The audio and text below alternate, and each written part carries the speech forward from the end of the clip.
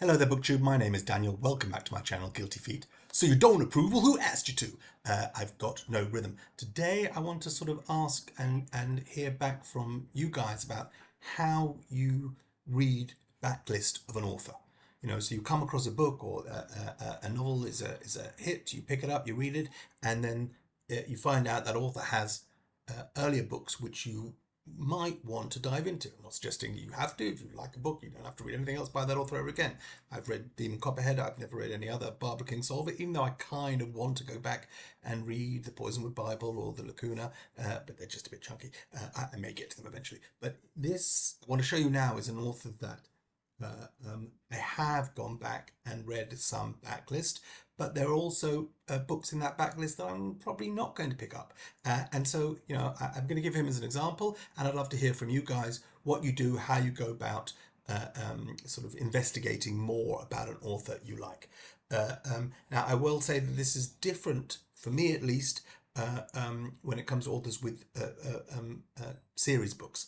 I tend to be a little, whatever the word is, where when I approach a series, I like to start from the very beginning. So let's say an author has written a standalone book or a new series has started, and when I go back and read an earlier series, I'm going to go back to the beginning and read them in order. That's just me. But here I'm talking about an author who writes mostly standalone work. There's no new novel on the horizon for now, and how I've said, well, you know what, I want to read more of this author. There's something about this. I think this is important value to me. I'm enjoying it. How do I pick and choose? And my prompt for doing this is that I just finished over the weekend Sag Harbor by Colson Whitehead, two-time Pulitzer Prize winner, and this is an early book. So this comes from before Underground Railroad, and this is I guess in many ways an autobiographical. I don't know in many ways. I think it is acknowledged as an autobiographical novel. It's about the African American community in Hamptons or on Long Island, and where there was this kind of, I want to be careful what word they use, a kind of enclave there of sort of middle class, successful African Americans who bought second homes and would summer in Sag Harbor. I've been to the Hamptons a couple of times because I have a friend there, a friend who has a home there. I was not in this neighborhood. I was in a very white part of the Hamptons, and it's perfectly marvelous. But I was there for a few days at a time, a week I think with most I was there. But the idea of coming out for the summer is very much part of it. And I'll talk about this. I'll talk about this book when I get to the end and review it and talk about why I got to it. But this is what I've just read, and this has given me another impetus. I did a whole video previously on Colson Whitehead, and I just want to talk about it again. So starting with my first experience of Colson Whitehead, this is pre-internet. Let me see what the date is in this book. 2002. So pre-internet, I don't know where I was getting information about what books to read, but this surfaced. This was his first novel, I think his first major book release, and the word was out that this was something special. It's a book called The Intuitionist by Colson Whitehead, which was a kind of sort of noirish set, ostensibly in New York, although I don't think it's ever really named, featuring a black female protagonist whose job is she's an elevator inspector, and she's from a line of elevator inspectors who are intuitionists. They're sort of feeling their way. They go into the elevator and they can, just by sense of riding up and down, they can tell you what's wrong with it, wants to be fixed. And they're sort of in opposition to the empiricists who are opening up the insides and checking what's working. Sort of a weird, no, not so weird, but an unusual topic. The writing was sort of very specific and crafted, so it's adopting a sort of noir take. Something happens, she's accused, and the tale plays out. And then I sort of left Colson Whitehead behind, and I know there were a couple of other novels that came after this that I kind of skipped, and that was it. I had this on the shelf. I'd bought this probably. It's an investment read, which I sometimes do, where you buy a novel, an early novel by an author, or a first novel, something that's been well reviewed, and I'm investing time in that author. But reading this is not going to be the thing that makes or breaks their career, but it's something. And this is exactly the prime example, because this is how that worked. Because after I'd forgotten about The Intuitionist for many years, Suddenly, Colson Whitehead's name was on everyone's lips after he'd published a bunch of novels, including Sag Harbor, which we'll come back to.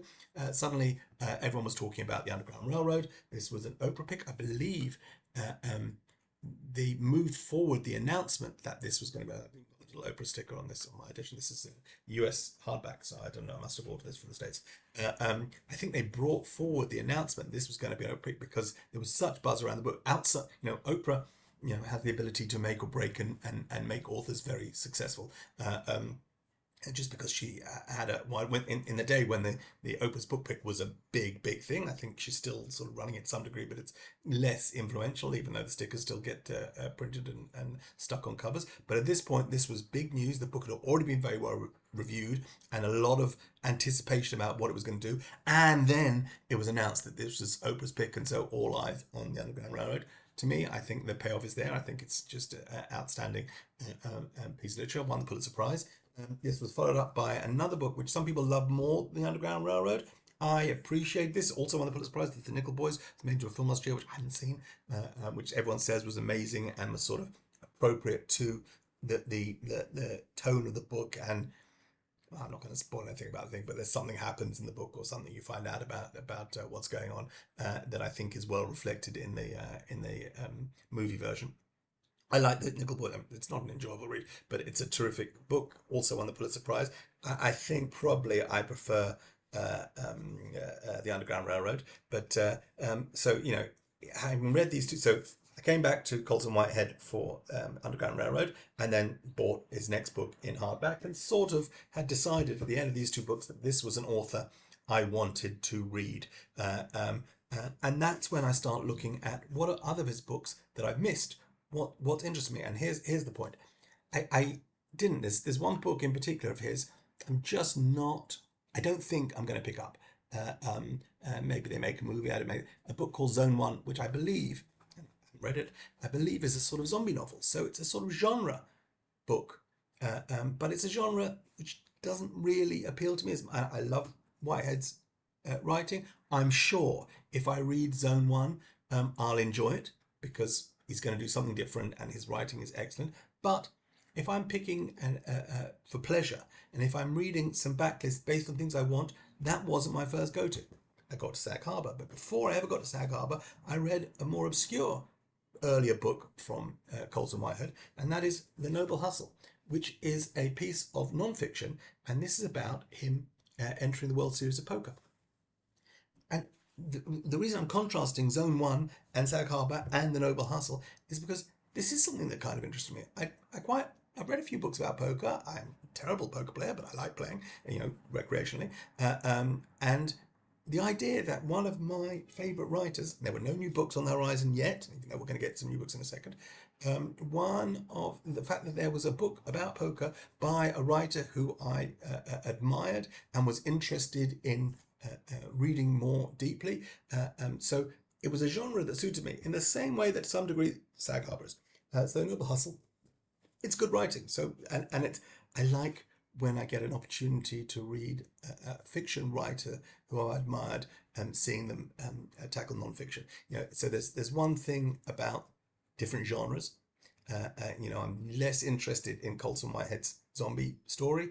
Someone's going to write and tell me it's nothing to do with zombies, but I'm less interested in that. But I was interested in his non-fiction writing, and B, specifically non-fiction writing about poker. So as a contrast, Jonathan Franzen, who I have read a fair amount of his fiction and actually a fair amount of his non-fiction, and now so his non-fiction tends to be essays, but within a couple of books of essays, there's always quite a lot about bird watching. Something I'm less interested in. I've read it, but I wouldn't necessarily have picked up a whole book of Jonathan Franzen on bird watching the way I picked up. I've read a couple of books by Jonathan Franzen which featured bird watching, but I was keen to pick this up, and I got this secondhand. It wouldn't have cost me a lot of money, but to read Colson Whitehead's non-fiction on poker, that was interesting to me.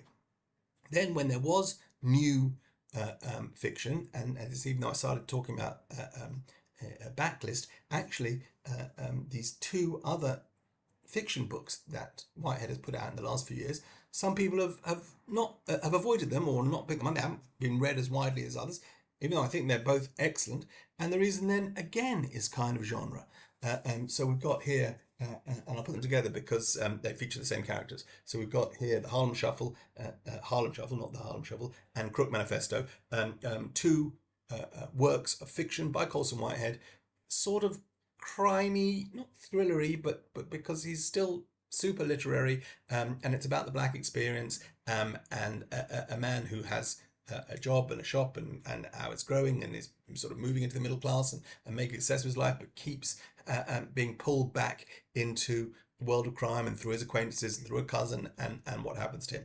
And I enjoyed both these very much, but I understood they weren't everyone's cup of tea. So even people who had raved or loved either Underground Railroad or the Nickel Boys or both, they weren't necessarily running to pick up Harlem Shuffle, and even less to pick up the sequel, Crook Manifesto. But because this is an author I admired, that I was already on the train, that I wanted to read new books by him, and then he was publishing books in a genre that I was interested in. So this was a big win for me. So I like both those very much. And then, again, no new Whitehead books on the horizon. And in my, I want to keep reading him. I want to be immersed in Whitehead. And I'm looking now, is there stuff from earlier in his career that will appeal to me? I looked at Zone 1. There's another, I think his second novel is John Henry Days, which, again, maybe if I saw it cheap, I might pick it up. Zone 1 is the one I've been avoiding. But Sag Harbor always kind of intrigued me, partly because I was in the Hamptons once, or twice. But to see his writing and see something which is kind of autobiographical. And here's another point about Whitehead. He's my age. We're born in the same year. And this is a book about his life in circa 1985. So there's lots of stuff about the 80s, and I was the same age as he was in 1985, and it's 84, 85 were big years to me, my age 15, 16, what I went through, my girlfriends and parties that we went to, and what happened this one and New Year's Eve, it was a time for me personally, teeming with life and opportunity and excitement and new experiences. And he's writing about the same time, and about a person, a narrator who represents Colson Whitehead. In this case, the narrator is called Benji, but he comes back out to the Hamptons, or to Sag Harbor, and tells everyone that he wants to be called Ben now. And just that that time of rewriting your story and self actualization is very real in my mind, and I appreciate all of it. This is also very funny. I don't think it works successfully as a novel with a start to finish. It's more of a series of vignettes. So there are stories here. Each big chapter, and 70, 80 pages, is a story about Benji and his brother, who's younger than him by a year or thereabouts, Reggie, and the people that he meets every year when they come out to Sag Harbor. And there's a lot made about, are you coming out? When did you come out? How did you come out? Are you coming out long? Hey, how come they don't come out anymore? And that's all that language is expressed beautifully here, and sort of reflected here in the way that the young 14, 15-year-olds talk to each other, and the way they hear the adults talk to each other about coming out. When's it going to come out? They don't come out anymore. Oh, you know why they're not coming anymore? The kids outgrow it, and the parents leave the house and no one moves in. There's all that kind of atmosphere, but each section, I think, is kind of standalone in a way that's a little bit Olive Kitteridge, and I know that's my go-to reference for books made up of a series of vignettes. I think the thing with Olive Kitteridge is that they're not in chronological order, which I think makes it very very clear. Here, you could be fooled into thinking this is a novel with a start, middle, and end, and I'm guessing that's what the publishers want you to think, because short stories, and even interconnected short stories, are a hard sell. But that's really what this is, just so there's no surprises for anyone. But I was happy with it. Each of these vignettes is fantastic. Says there's one extended tale about BB guns, and all the gang all eventually end up purchasing BB guns and decide the next big exciting adventure is they're going to meet up and have a BB gun fight in the forest in the grounds, wherever it is. And this is just the kind of thing idiot boys do, and how that plays out. There's a whole other thing. He has a job working in Johnny's Waffles, which is an ice cream parlor, and it's, waffle cones are new and excitement, and that draws the crowd. And there are people that tourists that come in for the day, and then there's the locals who are there all the time, and then there's or throughout the summer, and then there are even some people weirdly who are there all year round. And his job is he makes the waffles, he serves the ice cream, and the big event is I think I get it right. I think it's Lisa. Is it Lisa? And Cult Jam, whoever it is, some obscure band who we never heard from again, but were big for a moment in 1985, are playing in the local thing, and they come in, and one of them comes into the shop, or the backing. I don't even remember the names of the people who at the time seemed like absolute superstars and closest thing to Madonna or a Beatle that you were going to find. And that there's that whole vignette, and sort of is stories about almost missing, nearly holding hands with a girl or kissing a girl. Or it's just great stuff. I really enjoyed Sag Harbor. I'm really pleased that I went back and read some of Colson Whitehead's backlist. I'm trying to think if I could list other authors whose backlist that I'm looking at. I've spoken about Percival Everett, and I've got one of his earlier books that I'm going to get to. I'm Not Sidney Poitier. That's on my list. I'm working my way through